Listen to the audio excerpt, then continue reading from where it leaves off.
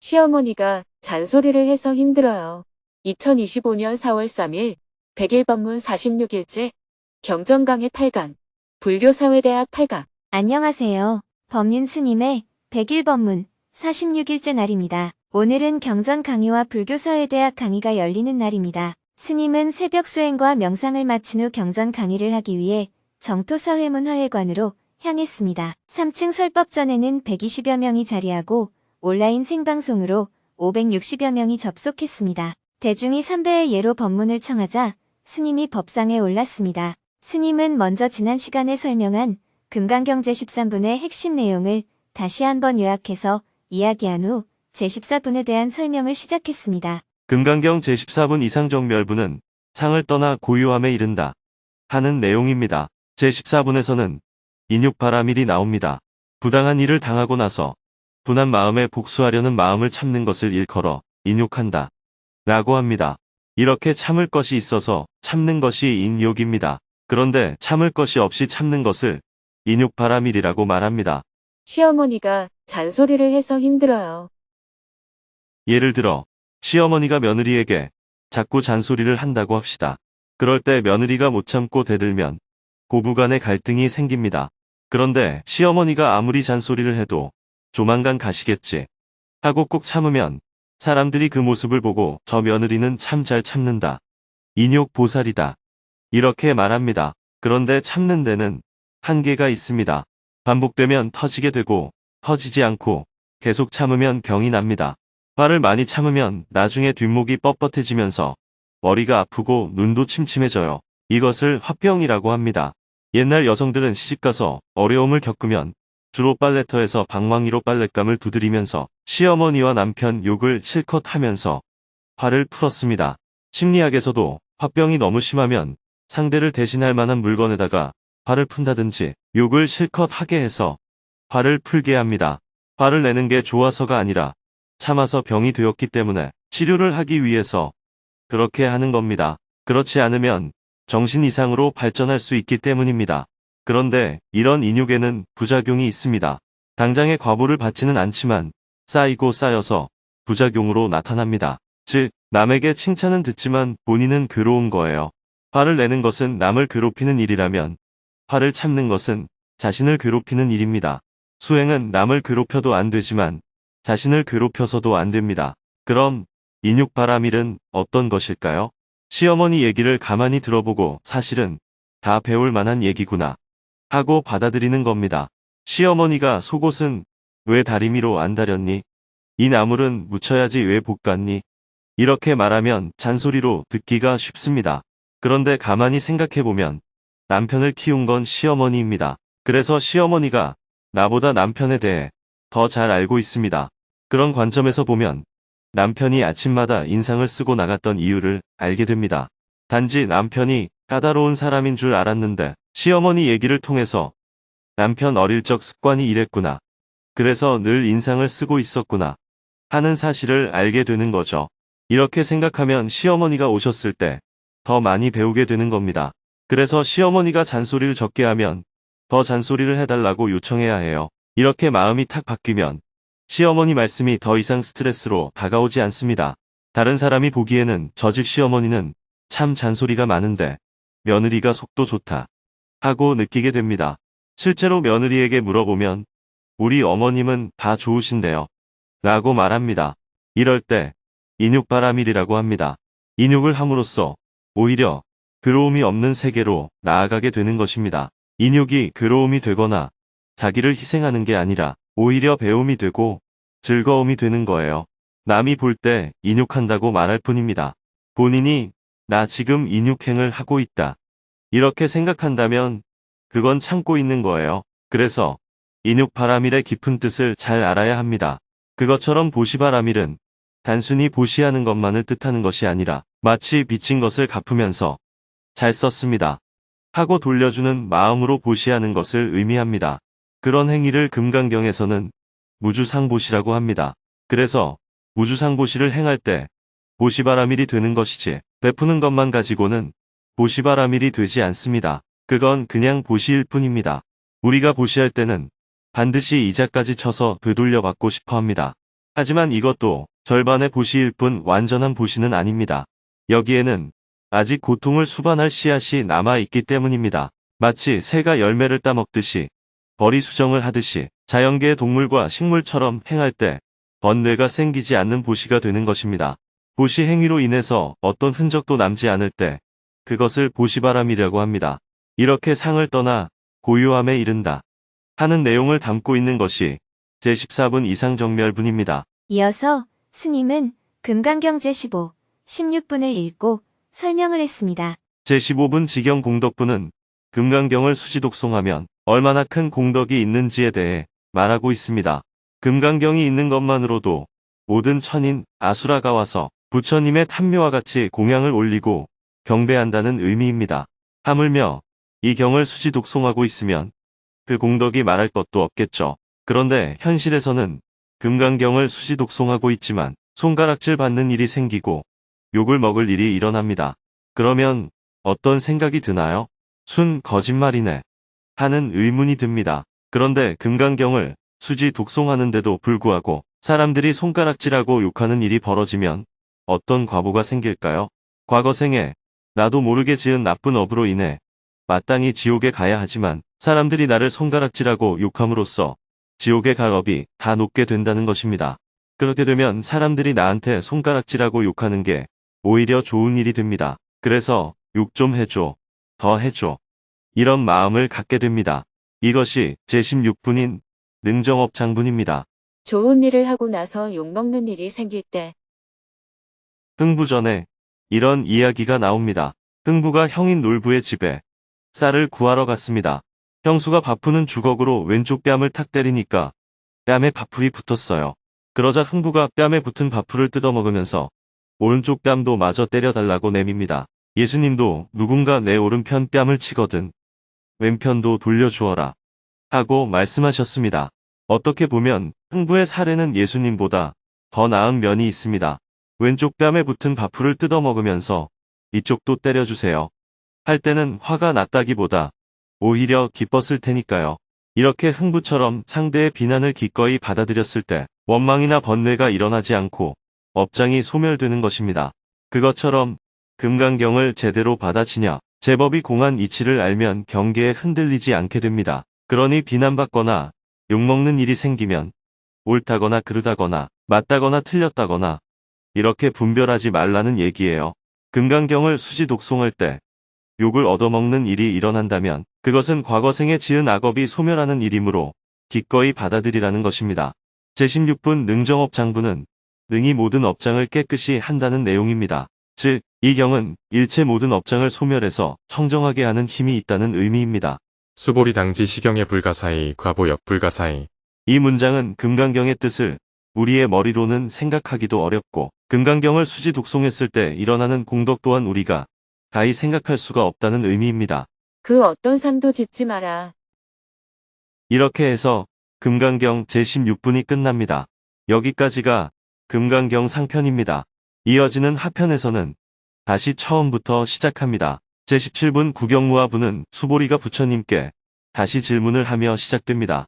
세존이시여, 선남자 선여인이 안욕따라 삼약 삼보리의 마음을 바란다면 어떻게 머물러야 하며 어떻게 그 마음을 항복시켜야 합니까? 금강경 제2분 선영기청분에 나온 첫 질문과 같습니다. 왜 수보리가 똑같은 질문을 다시 했을까요? 집착을 내려놓으라는 법문을 다 듣고 나서 이번에는 집착을 내려놓았다 하는 상을 다시 지었기 때문입니다. 이것도 깨뜨려야 합니다. 결국 그 어떤 상도 짓지 마라 하는 것이 금강경의 핵심 내용인 것입니다. 이렇게 같은 내용을 반복함으로써 중생이 상에 집착하는 것을 내려놓으라고 강조하는 것입니다. 이어서 금강경 제14분부터 제16분까지를 목탁 소리에 맞춰 함께 독송하며 그 의미를 다시 새겨본 후 강의를 마쳤습니다. 참가자들은 조별로 모여 마음 나누기를 하고 스님은 지하 1층 식당으로 이동하여 대중과 함께 점심 식사를 했습니다. 오후 2시부터는 평화재단을 찾아온 사회 인사들과 연달아 미팅을 했습니다. 미팅을 마치고 나니 하루 해가 저물었습니다. 해가 저물고 저녁 7시 30분에는 정토사회문화회관 지하 대강당에서 불교사회대학 8강 강의를 했습니다. 지난 시간에는 세상을 살아가는 인생의 나침반을 주제로 불교의 가치관에 대해 배웠습니다. 오늘 강의 주제는 불교적 관점에서 본 정의란 무엇인가입니다. 스님은 불교적 관점에서는 정의롭다는 것이 무엇을 의미하는지에 대해 나름대로 정의한 후 강의를 시작했습니다. 부처님께서 정의란 무엇이다 라고 직접적으로 말씀하신 적은 없습니다. 그렇다면 오늘날의 정의를 불교적 관점에서 어떻게 이해해야 할까요? 불교는 어떤 개념을 가지고 딱 잘라서 이것이다 라고 규정하고 있지 않습니다. 불교는 정함이 없다는 관점에 있기 때문입니다. 불교에서는 정의보다 정의롭다가 더 중요합니다. 정의롭다의 개념은 불교적 관점에서 조금 더 명확히 설명할 수 있기 때문입니다. 불교적 관점에서 본 정의란 무엇인가? 불교적 관점에서는 현실에서 불평등한 상태가 있다고 할 때 평등한 상태로 조금이라도 나아간다면 그것을 정의롭다고 할 수 있습니다. 정의가 곧 평등이다 라고 단언할 수는 없지만 평등을 향해 나아가는 과정을 정의롭다고 표현할 수 있습니다. 불교의 전체 가르침이 이것과 일맥상통하기 때문입니다. 현실에서 우리가 마주하는 불평등에는 무엇이 있을까요? 크게 보면 두 가지 유형이 있습니다. 첫째, 태생적으로 결정되어 개인이 바꿀 수 없는 조건에서 비롯된 불평등입니다. 여기서 오는 불평등은 차별이라고 표현할 수 있습니다. 둘째, 태어난 후에 살아가면서 점점 벌어지는 차이로 인한 불평등입니다. 여기서 오는 불평등은 불공정이라고 표현할 수 있습니다. 이렇게 불평등에는 차별과 불공정이 있습니다. 태어날 때부터 이미 불평등한 조건에 놓인 경우는 어떤 것이 있을까요? 첫째, 신분, 즉 계급이 있습니다. 인도에서는 예로부터 사람을 브라만, 크샤트리아, 바이샤, 수드라, 불가 촉천민 이렇게 계급으로 나누었습니다. 옛날 한국에서도 왕족, 양반, 중인, 평민, 상민으로 계급이 나뉘었고 계급에 따라 삶의 조건이 완전히 달라졌습니다. 둘째, 성별이 있습니다. 과거에는 여성으로 태어나면 사람으로 제대로 대우받지 못했습니다. 공주로 태어나면 다르지 않았냐는 의문이 들 수 있는데 그것은 부잣집 개가 살기 편한 것과 같은 수준입니다. 아무리 공주라고 해도 온전한 인간으로 대우받은 것은 아니었습니다. 이처럼 과거에는 남성 중심의 가부장제와 계급 중심의 신분 제도가 사회를 지배했습니다. 전 세계적으로 보면 크게 5가지의 차별이 있습니다. 이를 5대 차별이라고 합니다. 첫째, 계급 신분 차별입니다. 둘째, 성차별입니다. 셋째, 인종 차별입니다. 넷째, 민족 차별입니다. 다섯째, 종교 차별입니다. 지금도 세계 곳곳에서는 이러한 차별이 지속되고 있습니다. 이 5가지와 겹치면서 약간의 차이가 있는 차별로 소수자 차별이 있습니다. 아무런 이유 없이 단지 수가 적다는 이유만으로 하나님의 벌이라든지 또는 병적 현상으로 여겨져 차별받아 왔습니다. 소수 민족이라고 해서 주류 사회로부터 차별받거나 소수 종교라고 해서 차별받거나 소수 인종이라고 차별받았습니다. 장애인은 비정상이라며 차별받았고 특히 우리 사회에서 동성애자는 죄악시하는 차별을 받고 있습니다. 2600년 전에 계급 차별과 성차별을 없앤 부처님. 부처님은 이러한 차별을 어떻게 보셨을까요? 부처님께서는 사람은 모두 평등하다고 보셨습니다. 당시 인도에서 가장 문제가 되었던 것이 계급 차별과 성차별이었습니다. 부처님께서는 하층민과 여성에게도 출가의 길을 열어주셨습니다. 출가함으로써 하층민은 계급의 굴레에서 벗어날 수 있었고 여성은 남성 중심 사회에서 해방될 수 있었습니다. 당시 하층민인 노예에게는 따로 주인이 있었고 여성에게도 남성이라는 주인이 있었습니다. 그러나 출가라는 것은 하층민이든 여성이든 누구나 자기 삶의 주인이 되는 길이었습니다. 이는 곧 계급 해방이자 여성 해방을 의미했습니다.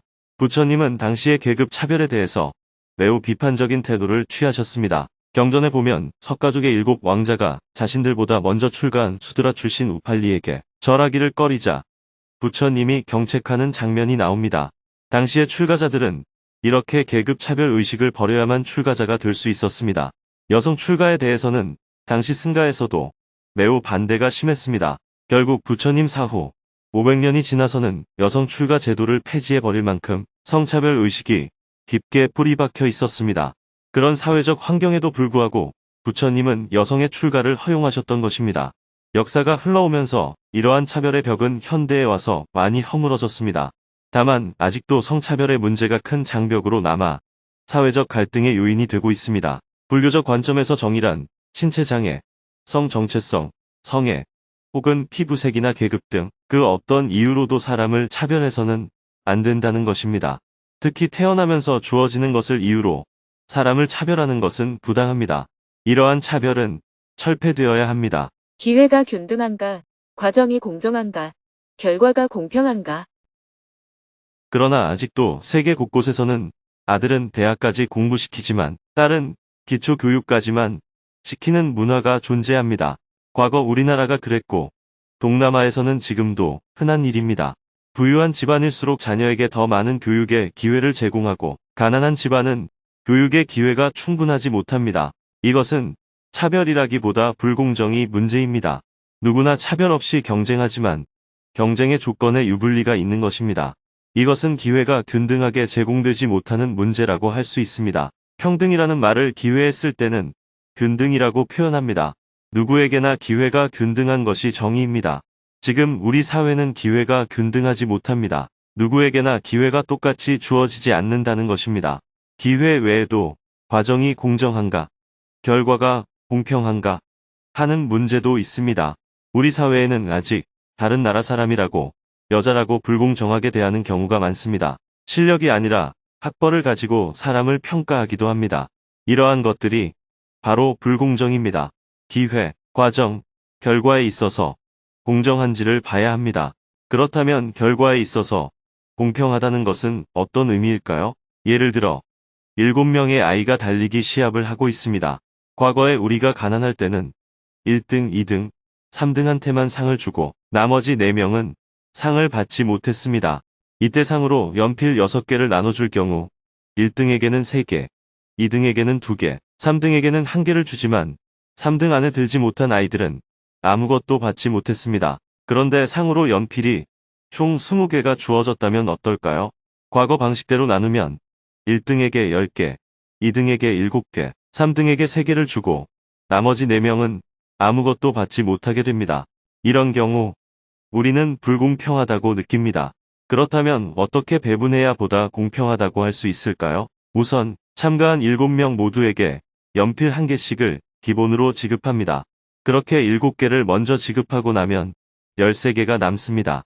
그 중에 1등에게는 7개, 2등에게는 4개, 3등에게는 2개를 각각 추가로 주는 겁니다. 모두가 1개씩 받고 시작했기 때문에 1등은 8개, 2등은 5개, 3등은 3개를 받고 나머지는 모두 1개씩 받게 되는 겁니다.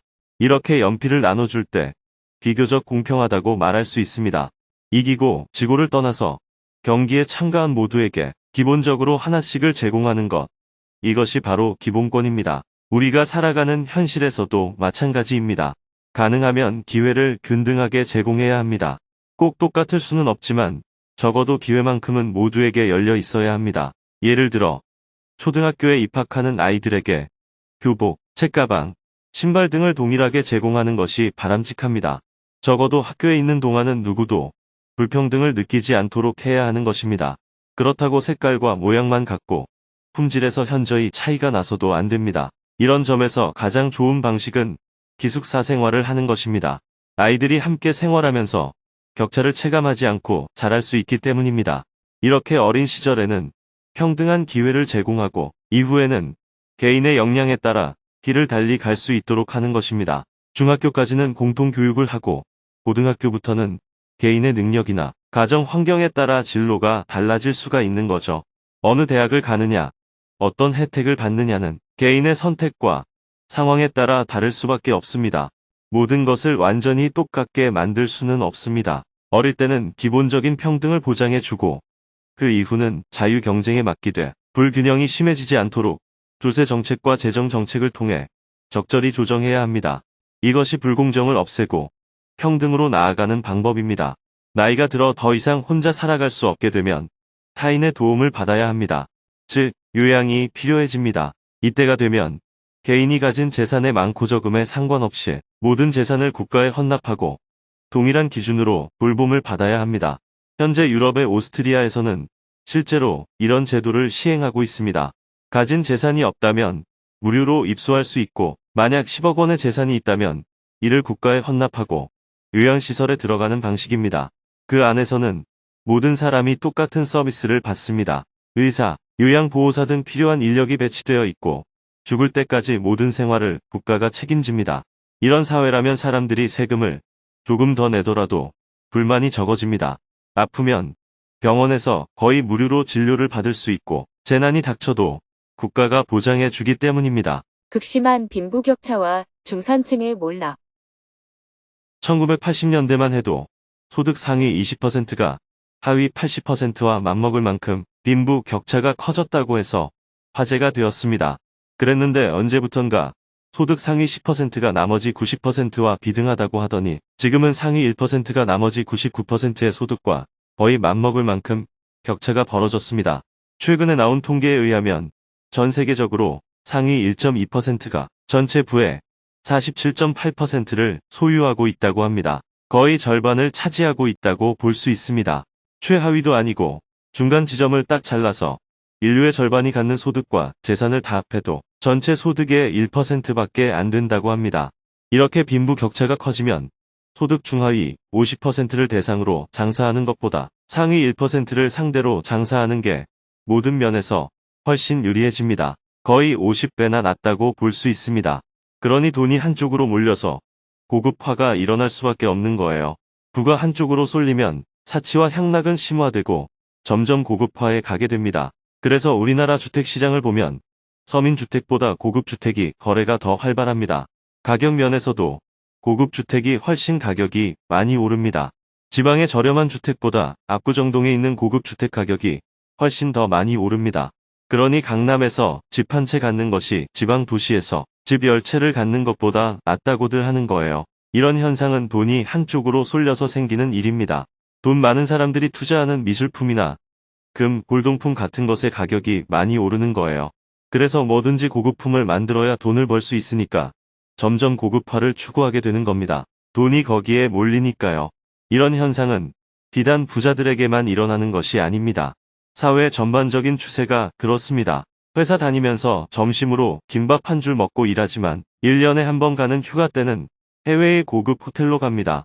그래서 중저가 숙박업소는 전부 망하는 거예요. 부가 한쪽으로 쏠리면 이런 현상이 발생합니다. 이런 방향으로 가면 자영업으로 먹고 살 수 있는 길이 점점 좁아집니다. 인터넷 쇼핑의 증가 추세도 한 요인이지만 전반적으로 중저가 소비가 줄어들어요.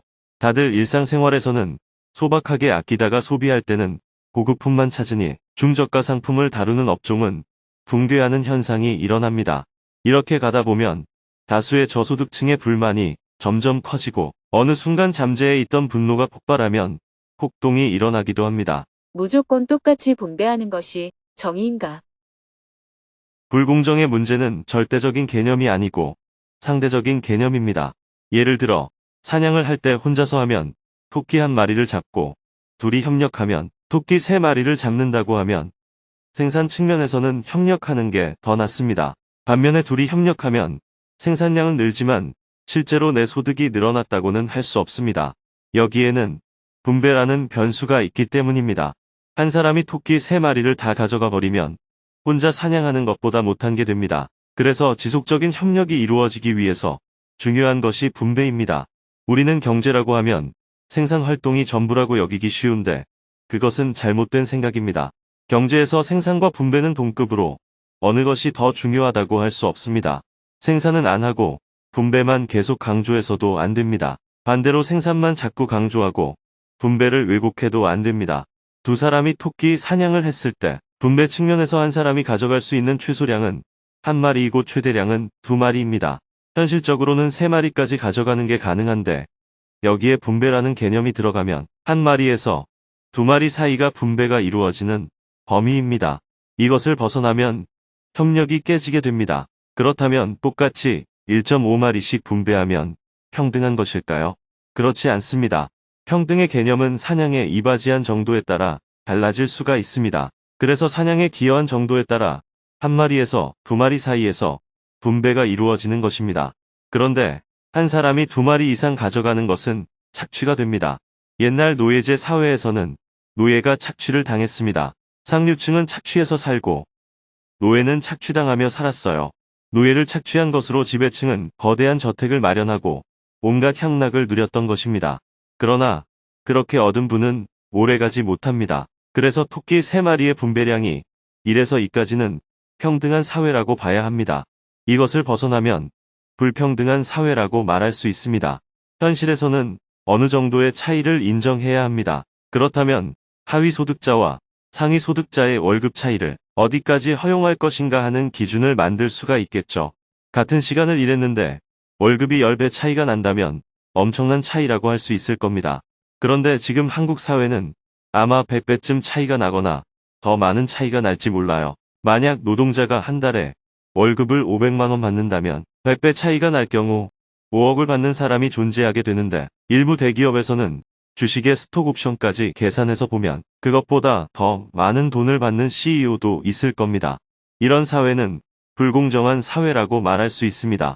공정해야 한다는 문제를 너무 절대적 평등에만 기준을 두어서는 안 됩니다. 반대로 현실 속에서 불평등을 어느 정도 인정한다고 해서 모든 걸 다 인정해서도 안 됩니다.